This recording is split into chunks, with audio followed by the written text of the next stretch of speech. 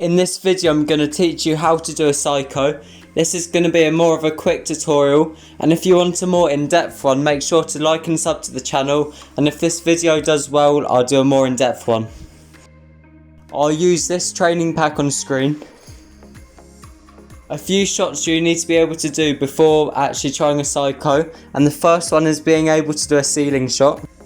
The next one is you have to be able to musty wall reads and be really good at redirects already. You need to be able to do most types of reads, for example corner reads, backboard reads and wall reads. You also need extremely good mechanics.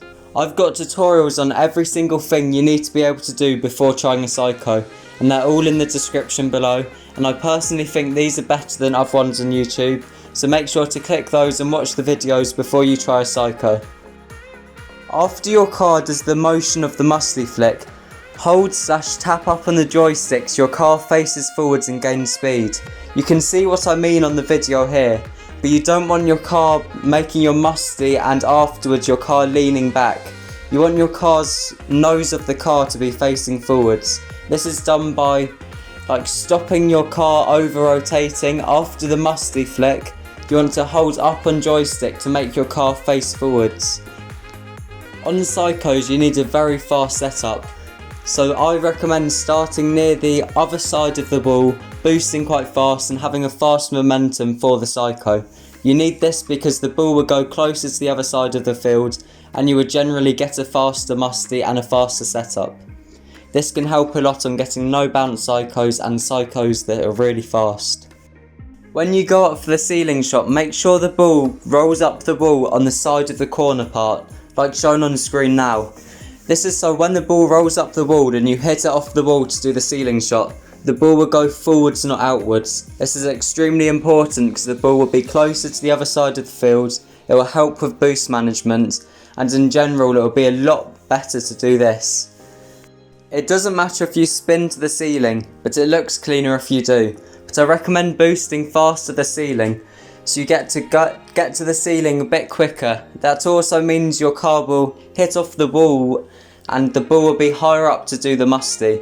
If you musty when the ball is really low down, this means the reed might have a heavier bounce before the psycho. So let's say you won't have a no bounce psycho and you might have 2 bounces before it goes in the net. You have to take a touch before the musty.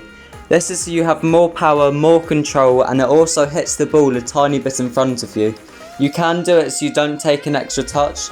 So I personally think this is a massive thing and not many people do, but it will be really effective when you try it.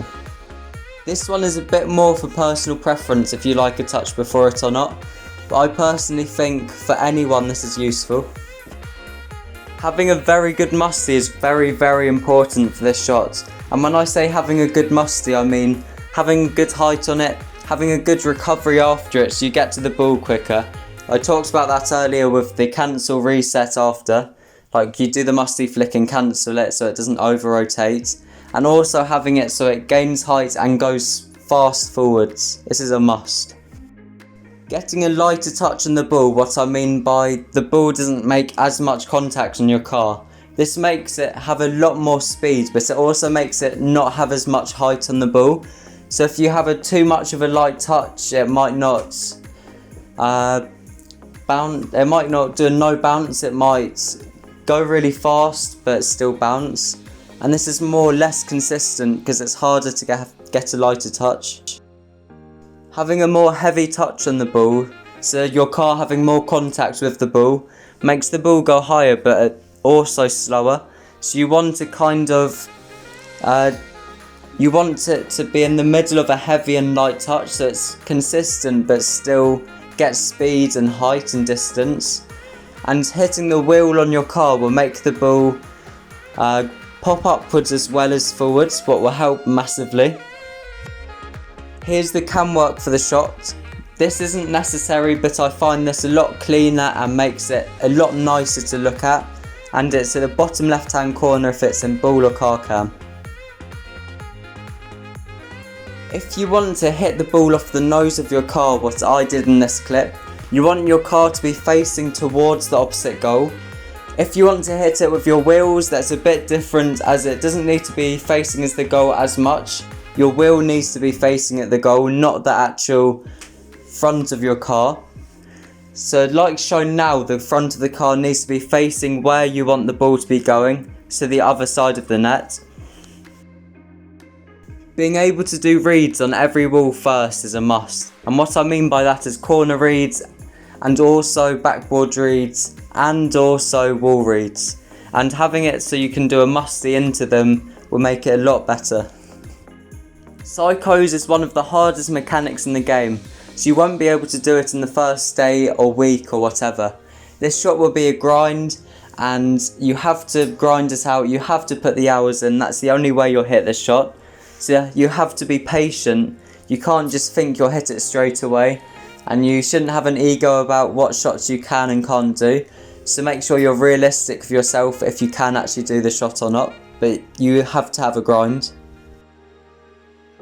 The Psycho is mainly just having very good mechanics, so make sure to work on every single mechanic necessary: ball control, car control, redirects, musty flicks, ceiling shots, etc. So make sure all of those are perfect before you actually try the musty. You might think, let's just do the Psycho and I'll score it eventually. It will take less time if you actually master every mechanic first.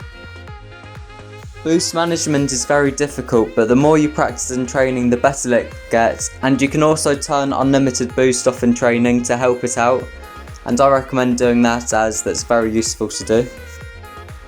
If you have any questions at all, make sure to ask below in the comments, as I will reply to everything. I'll give my best knowledge and advice to it, but mainly just work on mechanics and have a grind.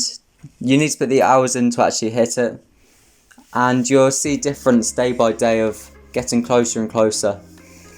And that's the video. Thank you a lot for watching it. Make sure to like and sub to the channel, and I'll do more of an in-depth tutorial if this video does well, it gets a good number of likes and subs. So make sure to like and sub, and I'll see you in future videos. I've got good videos planned, and I'll see you then.